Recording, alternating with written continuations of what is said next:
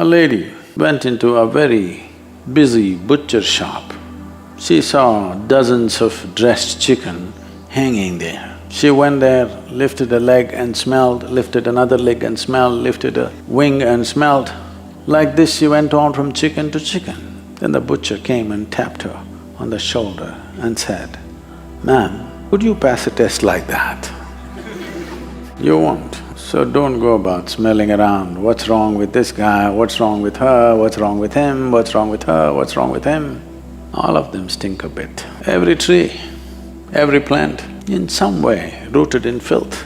But the question is only, does it throw out a fragrant blossom? That's all the question is. If the roots are bloody clean, it will not throw out anything wonderful. Are we in the process of transformation? Because this is the nature of life.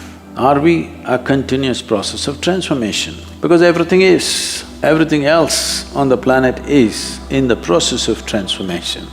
Are you a process of transformation? That's a big question. If you are a big yes to this one question, nothing else matters. If you are a stagnant pool, getting entangled in this and that every day and finding devious reasons as to why you're entangled, then you're a hopeless case. You are a waste of time on this planet. When I say waste of time, I'm saying a wasted life because your life is just time. Some other creature could have lived. A grasshopper would have hopped around with more joy than a devious human being. We could make 1,000,000 grasshoppers or butterflies out of you for the same body weight. If you're not capable of something better than every other creature, we have no business because we are a bloody expensive life. We are a very expensive life. Expensive in every way. To eat, sleep, to walk, how many arrangements we need? From footwear to clothes to buildings, how many arrangements?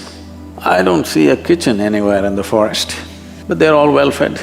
Now did you see the elephant walking with shoes?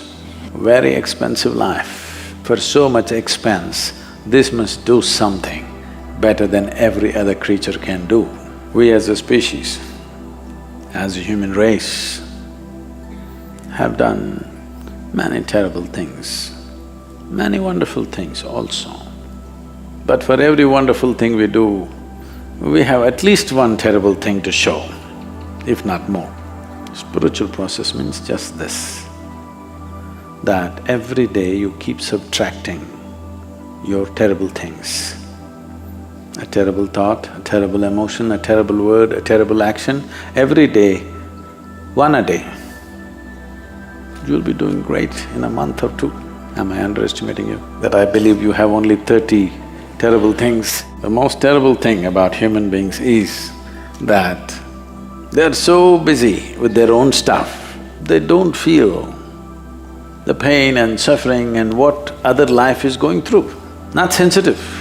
Not being sensitive is the most terrible crime because if we were sensitive, not ego-sensitive, life-sensitive, if we were life-sensitive, everything that we can do, we would anyway do.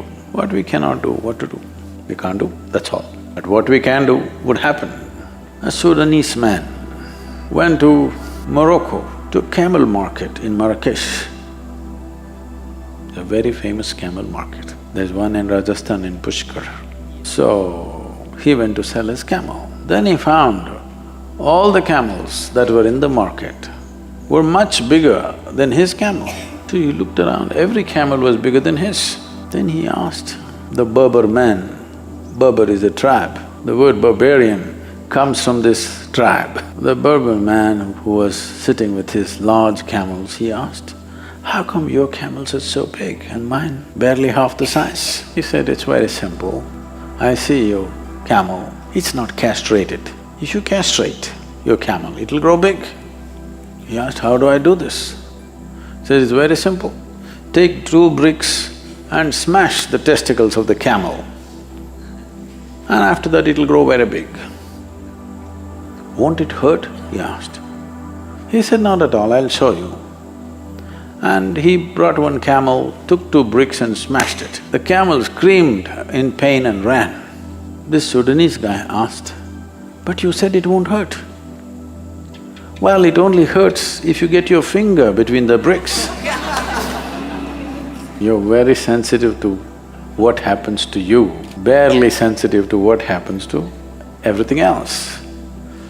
In this condition, the most wonderful nature of the human being will not find expression. You have to become sensitive. You must understand the tree, the flower, the birds, and all creatures are very sensitive to everything that's happening around them. They won't go and hurt anything unless they need to eat, unless it's their food. They never went about simply killing, because they're very sensitive to life. Not in the way you understand, not as an emotion, but simply sensitive to life. Never did this tree branch come down and knock any of you down during a darshan. Either it's for food or in self-defense. Otherwise, no animal is simply going on. So human beings have to show little evolution, little more evolution than the other creatures which are on the force. At least like our nearest relatives. Yes, I know, in the world there is competition for resource, there is competition for everything. And some friction will happen here and there. I am not innocent of those things. But I want you to at least eliminate the friction that happens within you, though you have nothing to gain. Simply, you smelling every chicken, but you yourself won't pass the test.